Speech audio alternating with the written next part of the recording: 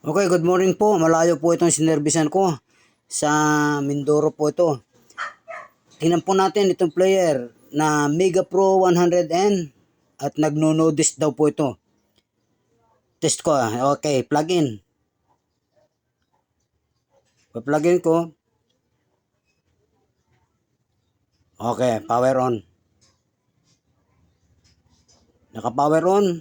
Walang ikot. Hindi umiikot. Pero, may display na nakalagay load.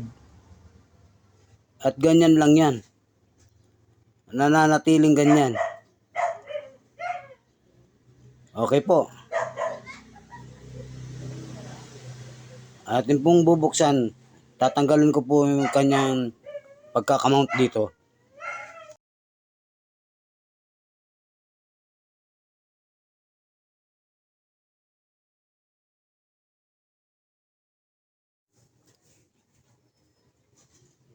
Ayun. Ito ang isang sira nito. Ang belt po, putol na. Okay, hanapin pa natin ng ibang sira.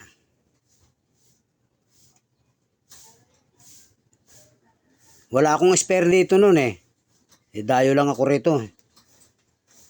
Wala akong dalang ganyan. Anyway, walang problema. Meron daw tindahan ng video okay doon. Dadalhin ko na lang ito sa shop nila. Sila na magpalit ng belt. At saka ibibili ko siya ng lens. Sila na magpalit ng lens. Libre naman ang kabit eh. At sigurado akong sira ang lens nito. Okay? Nandito na po tayo sa shop. Ginagawa na po siya ng technician nila rito.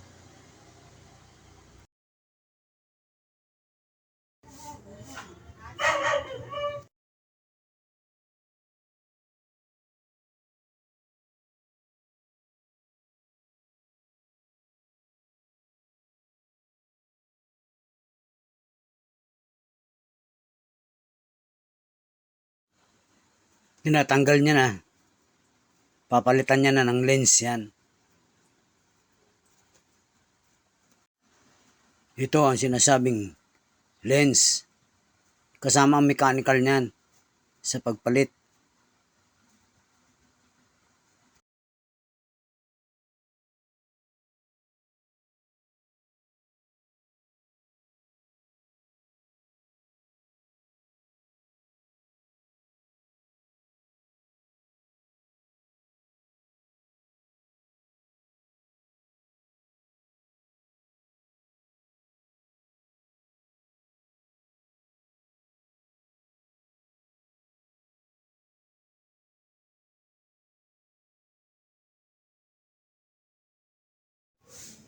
Nilalagyan niya ng stick glue yung terminal ng connector.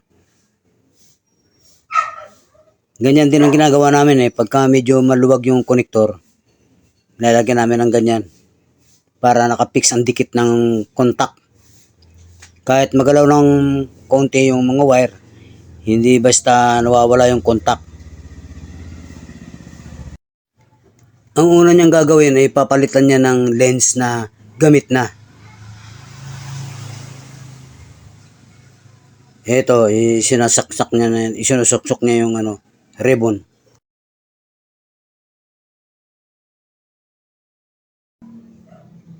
Baka makuha sa hilot. Pero hindi ako papayag na yan na talaga ang ibibigay niya sa akin. Gusto ko makita ko na inalsan niya ng lock yung lens na binili ko. Ibig sabihin nun bago yun.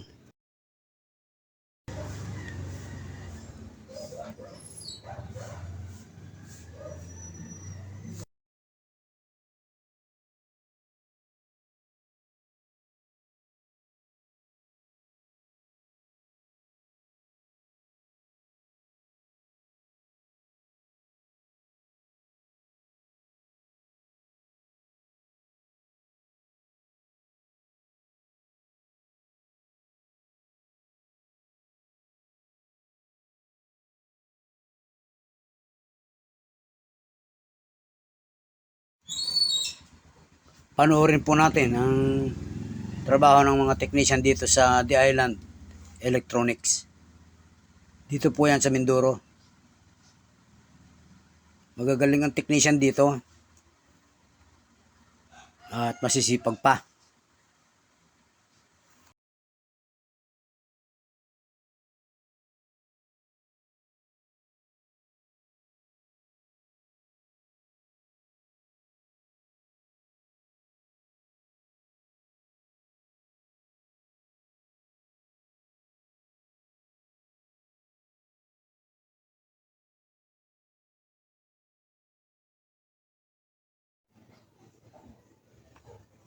Try natin. Pinower on niya. Yan, inilagay niya na yung disc CD.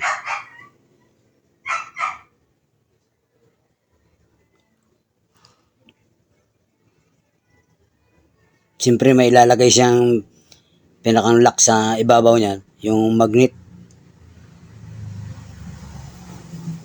Para noon pag umikot ang CD, hindi titilapon. Ayan. Power on. Pinower on niya. Umikot. Tumuloy. Parang gold naman. Sige, ito na yung kanyang window display. Load. Nakikita natin load. Hintayin natin kung lalabas yung sing. Tapos sunod na lalabas noon 000.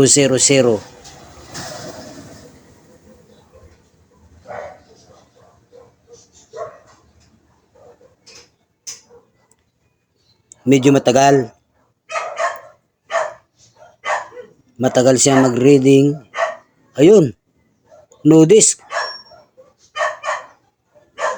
Nako, no disk. Hindi pwede yung nilagay niya na yun na itrinay kanina.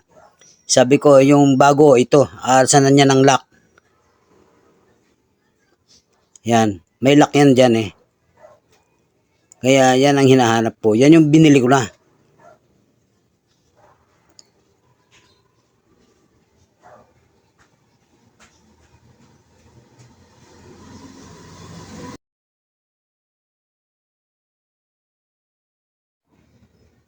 Siyempre, pag bagong palit ang lens niyan, bago na rin ang ribbon. Ito, yung ribbon, isasalpak niya na. Bago rin yan. Okay.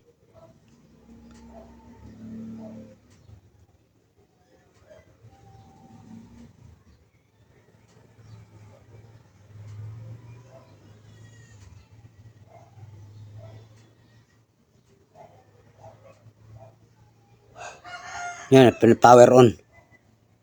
Power on. Ayun nagpapump yung lens. Yan yan, lakas ng ilaw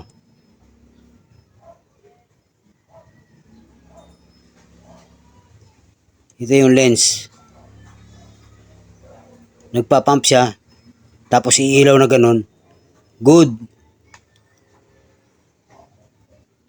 Yan ang babasa, yung ilaw na yun. Babasa ng mga impormasyon sa disk na yan. Nakapower na. Umikot. Tumuloy. Very nice. Kumpiyansa ako. Kumpiyansa akong okay na yan. Bagong lens. Okay. Nakita ko yung play signal. Nakalagay ang sing. Ang sunod yan, magsi-000 na yan.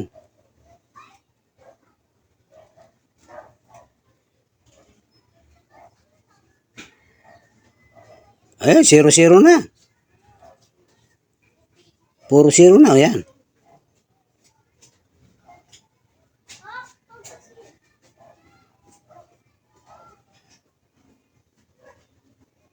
Nako, ay sira ang mga buton.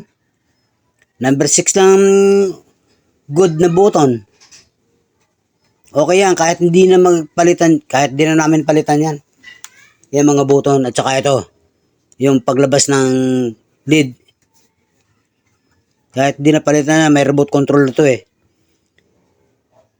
Good naman ang remote control nito. Okay na po.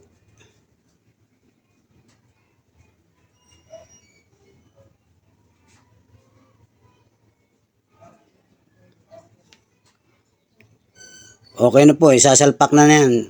Sasalpak niya na yan. Good na. Ililipat lang itong guma.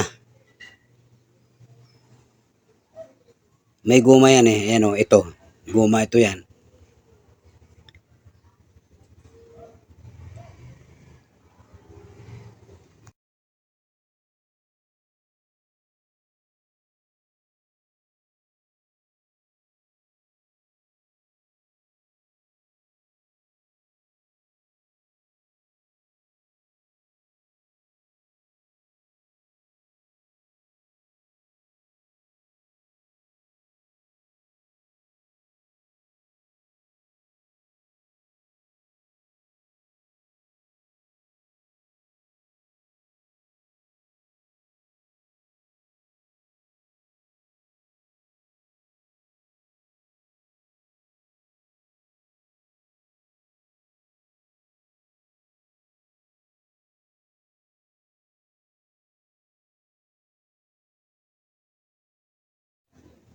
Ipinifix niya na yung pagkakamount.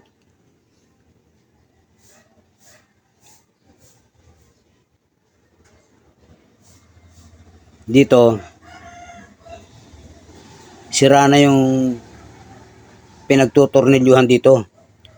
Nawala yung thread na pagkakapitan ng screw. May technique siya. Nilagyan niya ng ano ito, stick glue para kumapit yung screw.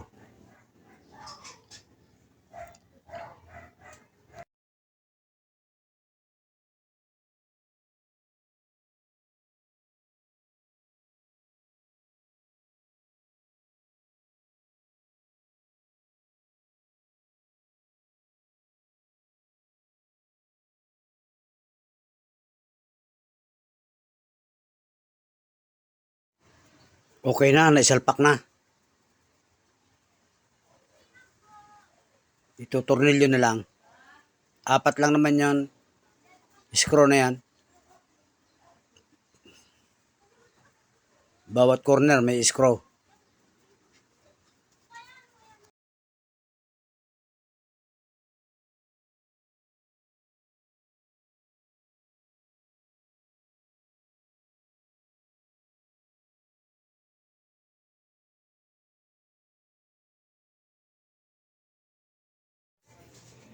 Okay, testing na. Ito na oh.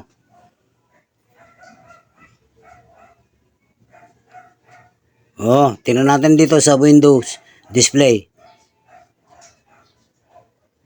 Okay, di ba? Ito nga lang. Basta 6 lang at 5 ang gumagana. Walang problema yan. Okay po, maraming salamat po sa technician ng The Island Electronics. Kami po ay nagpapasalamat. Hanggang dito na lang po ang video. Maraming salamat po sa mga viewers. Natapos niyo po ang panunood. Sana po huwag kayong makalimot mag-like, mag-subscribe at saka mag-comment. Salamat po.